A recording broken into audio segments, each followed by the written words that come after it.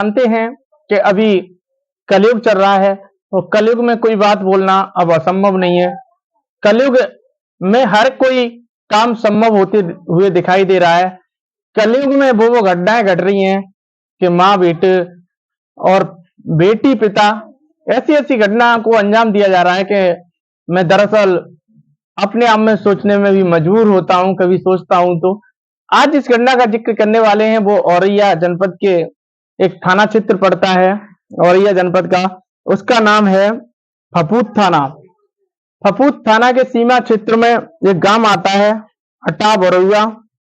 अटा बरुआ गांव की इस घटना का जिक्र करने वाला हूं। नमस्कार, आदाब, सत श्री अकाल। मैं पंकज कुमार, चर्चाविद पंकज पर हाजिर हूं आज एक नई कहानी के साथ।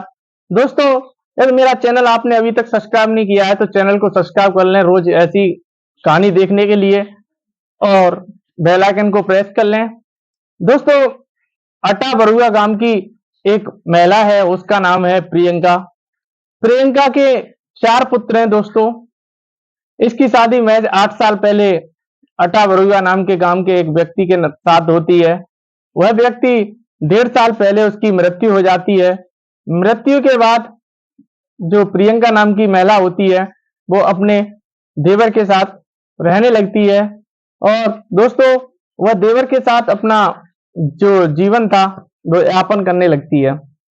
देवर उससे तो प्यार करता था, मगर उसके बच्चों से कहीं ना कहीं उससे ज्यादा दुगनी नफरत करता था।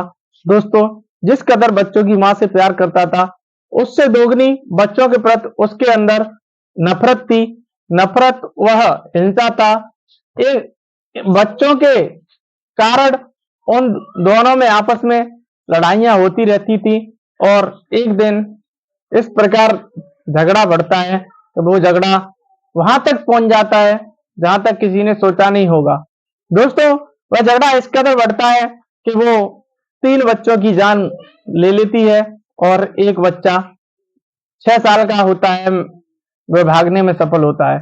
दोस्तों, एक दिन वो वहां पर एक घाट पड़ता है, उसका नाम है केशमपुर। वह केशमपुर घाट पर दोनों देवर भाभी में जब झगड़ा हो जाता है तो वो चारों बच्चों को लेकर केशमपुर घाट की तरफ चली जाती है, और वहां पर पहुंच के केशमपुर घाट पर महज एक 1.5 साल का मासूम, जिसकी जुबान से बात करना सही नहीं आता होगा, उस अपने जान के टुकड़े को वह पानी में डुबोकर इस कदर उसकी हत्या करती है।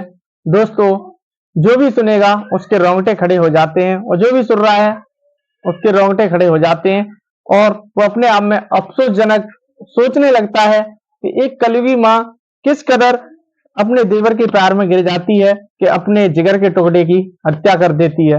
दोस्तों, एक महज 3 साल का बेटा, उसकी भी वो पानी में डुबोकर हत्या कर देती है। एक 4.5 साल का, दोस्तों, उसे भी पानी में डुबोकर उस बच्चे की भी हत्या कर देती है।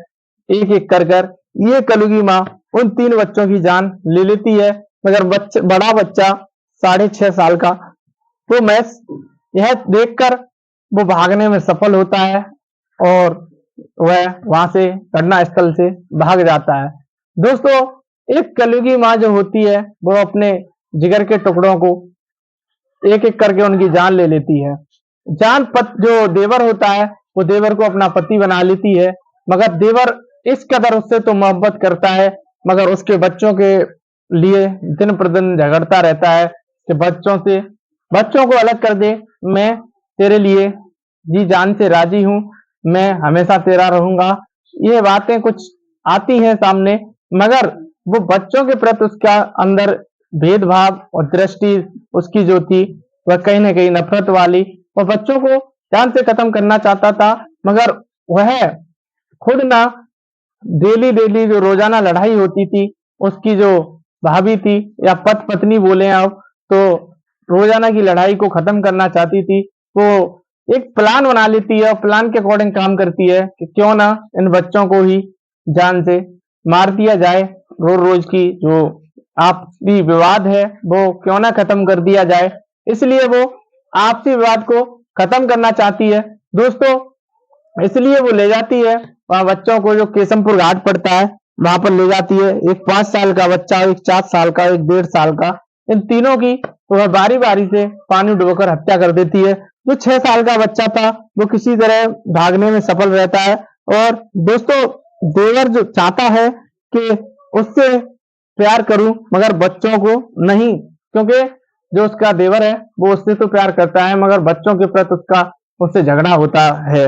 दोस्तों, इस कहानी ने औरैया जिला ही नहीं बल्कि पूरे उत्तर प्रदेश को झकझोर के रख दिया। और जो भी इसे कहानी को सुनता है वो कहता है कि एक माँ किस प्रकार अपने बच्चों की अब देवर के प्यार में हत्या करती है।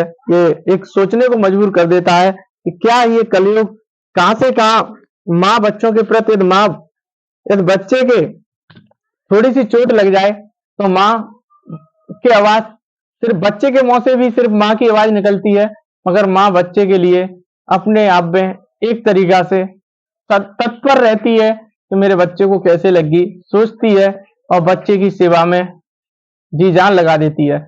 मगर एक ये कलयुगी माँ देवर के प्यार के चक्कर में अपने बच्चों की ही जान ले लेती है। दोस्तों, आप अपनी राय कमेंट में जरूर देना। जय हिंद, जय भारत।